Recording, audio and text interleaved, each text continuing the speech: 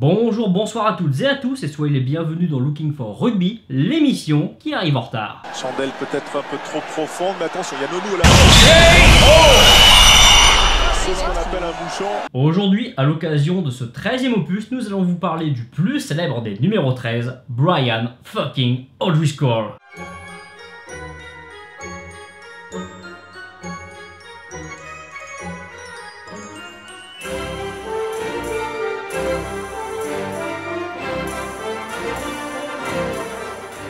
Pour les deux cancres du fond qui ne suivraient pas, qui est donc Brian O'Driscoll? Brian O'Driscoll est un joueur international irlandais. Il évoluait au poste de 3 quarts centre pour l'Irlande, le Leinster et les Lions britanniques. Si vous l'ignoriez, il était quand même suffisamment bon pour devenir un centurion. On a fait l'émission sur les centurions, c'est pour ça. Vous pouvez cliquer dessus, ça vous en met. Il a en effet obtenu 133 sélections, dont 83 comme capitaine. Sa toute première sélection date de l'an 2000. Il a joué si souvent et si longtemps qu'il a été capable d'inscrire plusieurs fois les mêmes essais à plus de 10 ans d'intervalle.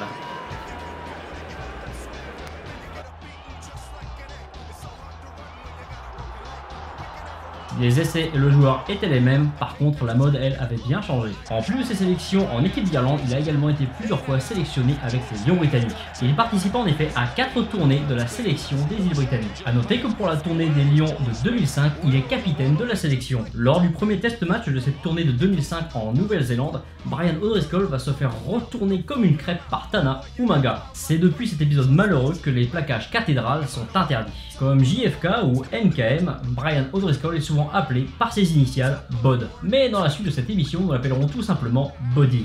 Oh putain, c'est Body! C'est Body! Oh putain, il est trop fort! Ah, il déchire sa race! Nous sommes toujours en proie à des phénomènes hallucinatoires. Body donc dispose d'un palmarès assez éloquent tant en sélection qu'en club. Avec l'équipe d'Irlande, il remporte 2 tournois des 6 nations dont un grand chelem en 2009. Au cours de sa carrière dans le tournoi des 6 nations, il inscrit pas moins de 26 essais en 65 matchs, ce qui constitue un double record, le record d'essais tenant depuis les années 20, il appartenait à l'Écossais Ian Smith. Pendant ce temps-là, il accumule près de 4 triples couronnes. La triple couronne est un trophée secondaire du tournoi des 6 nations, récompensant l'équipe britannique qui vient à bout de toutes les autres. On n'en entend jamais trop parler en France, mais c'est un enjeu assez important dans les îles britanniques. Body est élu 3 fois meilleur joueur du tournoi des 6 nations. Il est nominé 5 fois pour le titre de meilleur joueur du monde par la fédération internationale sans jamais toutefois décrocher le titre. Alors que McCall, lui, avec l'équipe d'Irlande, Body a également joué 4 phases finales de Coupe du Monde pour un résultat de 2 quarts de finale joués et perdus. Avec sa chère province du Leinster, il remporte 3 Coupes d'Europe et 4 Ligues Celtiques. Pour mémoire, sachez que le rugby professionnel irlandais est divisé en 4, les 4 anciens royaumes d'Irlande. Les 4 provinces étant le Munster au sud, le Connacht à l'ouest, l'Ulster au nord et le Leinster à l'est. Vous l'aurez compris, Body fait figure de véritable icône du sport en Irlande, l'équivalent d'un Zidane en France. Le fair play en plus. Évoquons maintenant le poste de 3 quarts centre où évolua Body pendant toute sa carrière. Les centres constituent avec les ailiers la ligne de 3 quarts. Ils portent les numéros 12 et 13 et sont numérotés d'après leur position derrière le demi-ouverture, le 10. Pour ce qui est de leur rôle offensif, leur but est de perforer la défense, soit directement en puissance comme Mathieu Bastaro. En Nouvelle-Zélande, à Dunedin, auprès de Mark Dalmazo qui travaille avec la mêlée des Highlanders à quelques jours du début du Super Rugby. Bon, c'est un peu caricatural tout ça, hein, mais bon, ne le prends surtout pas mal Mathieu, on t'aime beaucoup et c'est juste pour l'exemple. Ou de manière plus directe sur les appuis. Vous vous souvenez le fameux punch cher à PSA en contournant les défenseurs tel David Marty, le Catalan. Comment il élimine sur un crochet 2 adversaires dans Rougerie et derrière Marty venu en hauteur, même main. Fini le boulot, ça joue bien Perpignan, ça joue bien, c'est propre. J'ai l'impression qu'il y a un blessé. Ou encore en passant les bras pour transmettre le ballon comme Sonny B.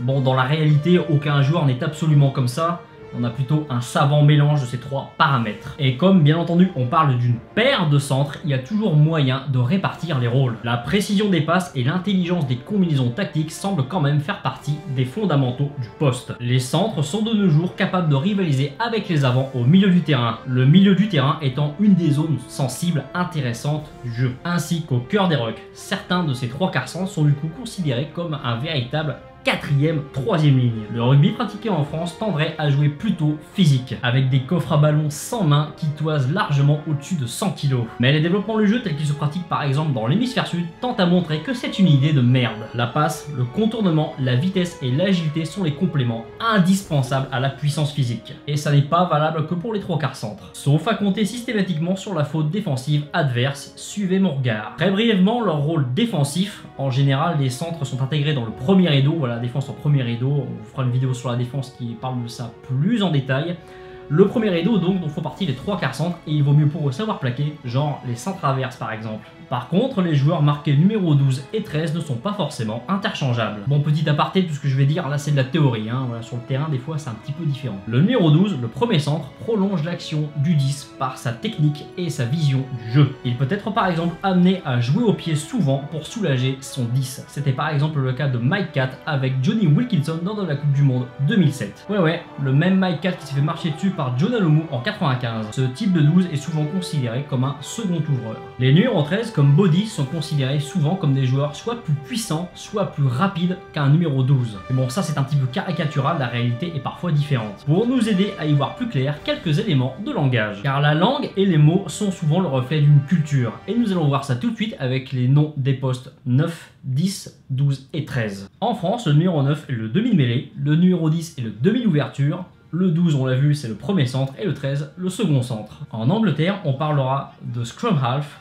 fly half, inside center and outside center. Mais en Nouvelle-Zélande, pourtant pays également anglophone, on n'utilise pas vraiment les mêmes termes. Le demi-mêlée devient halfback, le demi-ouverture first five ace, le premier centre second five ace, alors que le 13 est considéré juste comme un center. La configuration en Nouvelle-Zélande est donc d'avoir deux demi d'ouverture interchangeables complémentaires chargés de diriger le jeu. On peut remarquer que cela n'est plus aussi vrai aujourd'hui. Maanunu et Conrad Smith, respectivement anciens 12 et 13 de la Nouvelle-Zélande, ne correspondaient pas vraiment au schéma que je viens de décrire. En effet, Maanunu était plutôt le perce-muraille alors que Conrad Smith était surnommé le cerveau des lignes arrière de la Nouvelle-Zélande, ce qui représente donc une inversion par rapport au schéma classique précédemment mentionné. Si de nos jours, le numéro 10 néo-zélandais est toujours appelé 5-ace, il en va autrement pour le 12 et le 13 qui sont désormais simplement appelés midfielders. Et pour information, on vous met les désignations de ces postes dans les langues d'Augustin Creevy et Bismarck Duplessis.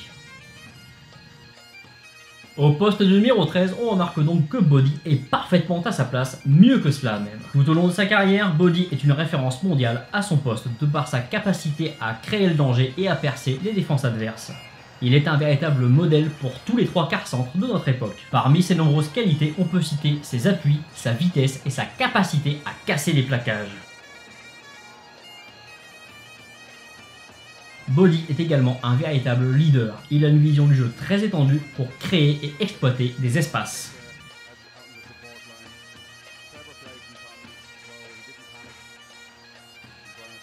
Sa capacité à trouver des intervalles dans les défenses adverses est demeurée légendaire.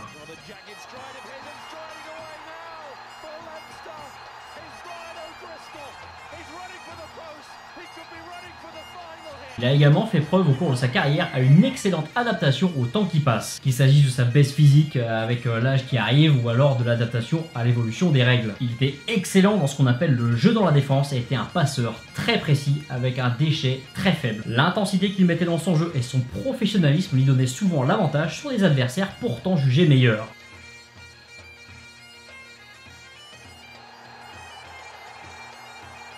Il était aussi un bon défenseur capable de tenir de vastes étendues du terrain et il était excellent dans les rucks. Body était tout simplement l'un des joueurs les plus complets de toute l'histoire du rugby. A noter également qu'il a été très souvent associé à Gordon Darcy avec qui il a partagé 45 sélections communes. Ils étaient également partenaires dans l'équipe du Leinster et la paire Darcy O'Driscoll est la paire la plus capée en Coupe d'Europe devant la paire Josion Fritz du Stade Toulousain. Mais dans l'histoire du rugby, bien d'autres trois quarts centres se sont illustrés.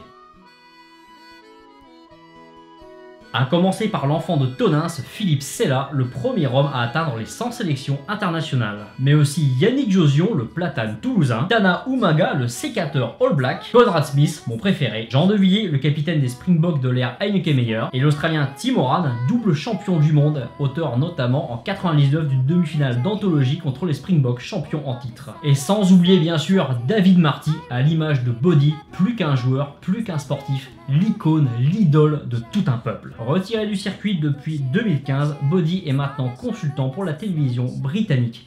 Il reste une légende vivante dans son sport et bien sûr en Irlande. Il y a fort à parier que la devise In God We Trust, reprise souvent par les supporters irlandais, résonne encore longtemps dans les stades de la Vertéréane. Merci à toutes et à tous, c'est tout pour aujourd'hui. Si cette vidéo vous a plu, n'oubliez pas de la partager sur vos réseaux sociaux, c'est vraiment très important.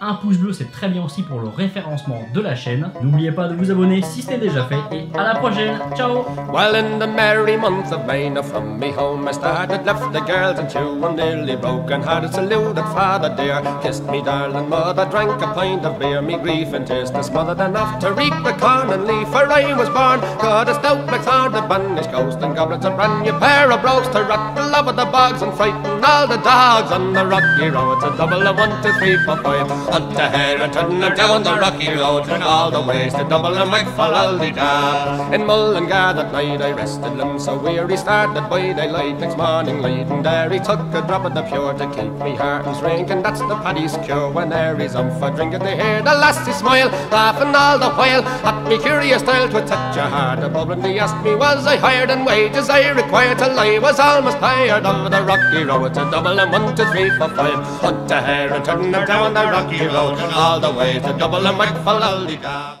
Well, all that territory, but their play was fragmented, and O'Gara, who has not had his best day, fades off the pass, and O'Driscoll is going nowhere but under the post. And look